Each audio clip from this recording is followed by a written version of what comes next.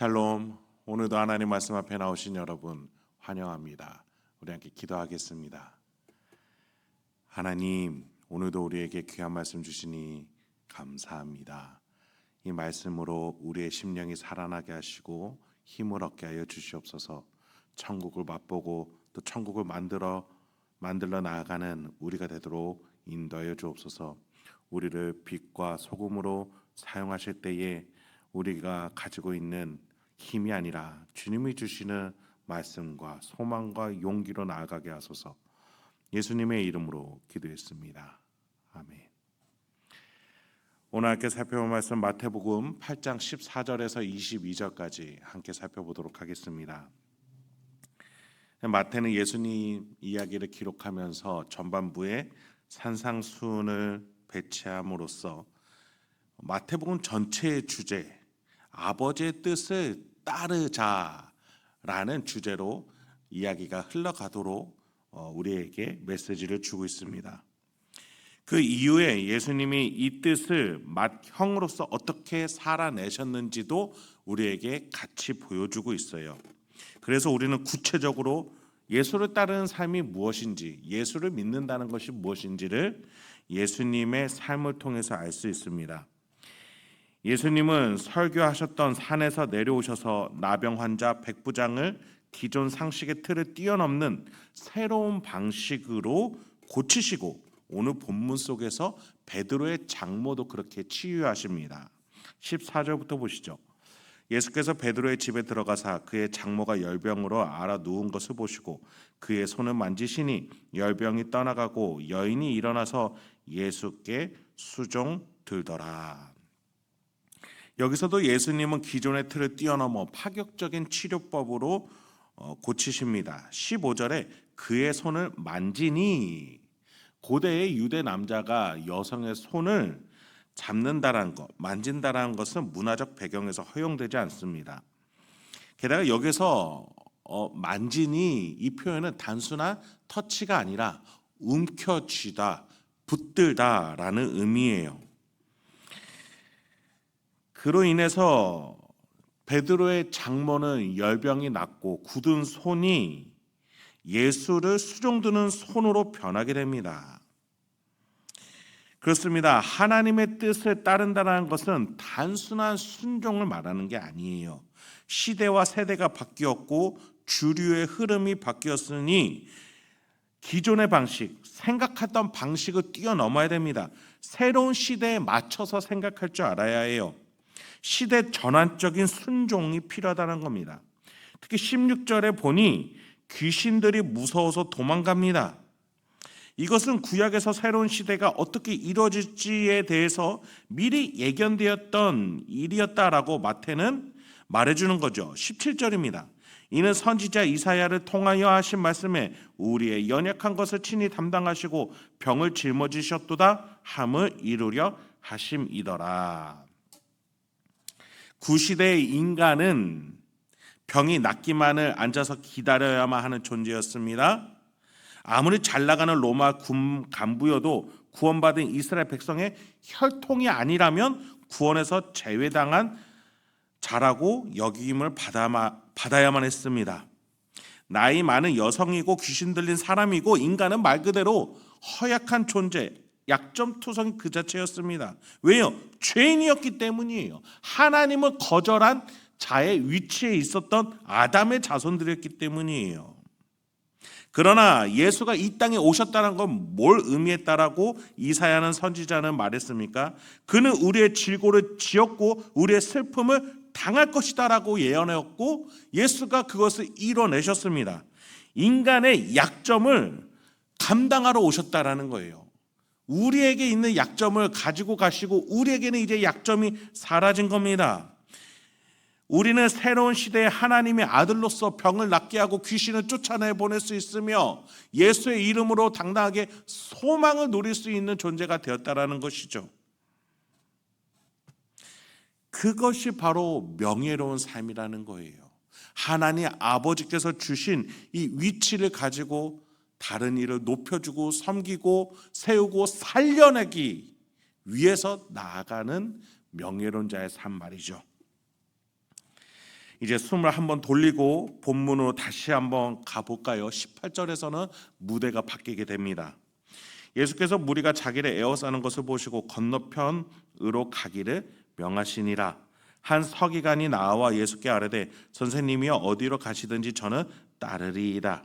예수께서 이르시되 여우도 굴이 있고 공중의 새도 거처가 있으되 인자는 머리 둘 곳이 없다 하시더라. 명예로운 삶, 하나님 아버지를 따르는 삶은 단순히 좋은 것만, 기적만, 소망만 있는 게 아니에요. 그 전에 구시대의 흐름을 버릴 수 있어야 해요. 새로운 시대에 맞추기 위해서 포기하고 불편을 감당해내야 될 것들이 있다는 것이죠. 첫째, 예수는 자기를 에워싸는 무리들을 피해 다니십니다. 땅의 원리에서는 사람들의 인정과 인기를 한 몸에 받길 원하고 그것이 당연한 것이에요. 그런데 예수님은 그 길은 오히려 그것을 피해가는 길이다라고 말씀하세요. 그런데 여러분, 구시대적인 흐름에 발맞춰서 따라온 이가 바로 19절에 나타나죠. 서기관입니다. 이스라엘 사회에서 서기관은 엘리트층이에요. 상류층입니다. 이 자는 예수를 따라가면 한 자리를 얻을 수 있을 것이라고 여겼을 거예요. 큰 무리가 예수를 따라다니니 유대교회에서 새로운 흐름으로 갈아타고자 했던 것이겠죠. 그러나 예수는 그에게 반대의 메시지를 줍니다. 나는 머리 둘 곳도 없는 자다. 네가 높은 자리를 원해서 왔다면 잘못 짚은 거다. 나를 따른다면 섬기러 낮아지러 가야만 한다. 과연 그 길을 갈 수 있겠느냐라고 말씀하시는 거겠죠. 게다가 또 다른 제자에게 예수님은 이런 가르침도 주십니다. 21절부터입니다. 제자 중에 또 한 사람이 이르되 주여 내가 먼저 가서 내 아버지를 장사하게 하옵소서. 예수께서 이르시되 죽은 자들이 그들의 죽은 자들을 장사하게 하고 너는 나를 따르라 하시니라. 아버지의 장례 임종을 맞이하러 가야만 하는 한 제자였어요. 그런데 예수님이 그곳으로 가지 말라라고 하세요. 이 가르침을 문자 그대로만 보면 마치 스님처럼 속세를 떠나 산에서 홀로 살아야 된다라는 가르침처럼 보입니다. 만약에 이게 맞다면 윗구절에서 베드로의 장모를 고쳐주신 것은 선뜻 이해가 가지 않습니다. 예수님은 가족을 내버려야 된다, 속세를 떠나 산으로 들어가야 된다라고 말씀하시는 게 아니에요. 그 앞구절에 예수님이 서기관에게 머리 둘 곳 없을 정도로 비참한 사역의 길이지만 왜 이 길을 걷는가? 낮아지면 하나님이 높여주실 것이기 때문에 우리는 이 길을 가는 것이다. 이 길 끝에 죽으러 가는 길처럼 보이지만 땅의 원리로 보면 마이너스 손해가 나가는 길처럼 보이지만 마지막에 하나님이 생명으로 채워주실 것을 알고 하나님 아버지가 책임져 주실 걸 믿기 때문에 우리는 섬기러 가는 것이다. 그 흐름 속에서 아버지의 임종을 보러 가는 이에게 예수님의 가르침이 어떤 뜻인지를 우리는 다시 한번 생각할 수 있어야 된다는 겁니다. 죽음을 다루는 장례보다 생명을 구하러 가는 그 길이 더 귀하다라는 비교를 말씀해 주신 거예요. 고대 이스라엘 문화적 배경에서 보면 아버지의 임종을 지키고 장례를 다 치르는 과정, 거기에는 한 1년, 더 길게 보면 임종이 빨리 오지 않는다면 2년, 3년도 가겠죠. 즉 제자가 말하기를 예수님에게 주여 내가 먼저 가서 내 아버지를 장사하게 허락하옵소서. 예수님을 따르는 길을 내려놓겠다라는 말인 것이죠. 여기에서 예수님은 아버지를 버려라가 아니라 제자야, 생명과 죽음 무엇을 택하려는지 생각해보라. 하나님은 너의 이 상황과 환경을 뛰어넘어 생명을 주실 수 있는 분이다. 죽음은 죽은 자들의 죽은 자에게 맡기거라. 죽은 자들의 죽은 자에게 맡겨라. 생명이 있는 길로 가거라.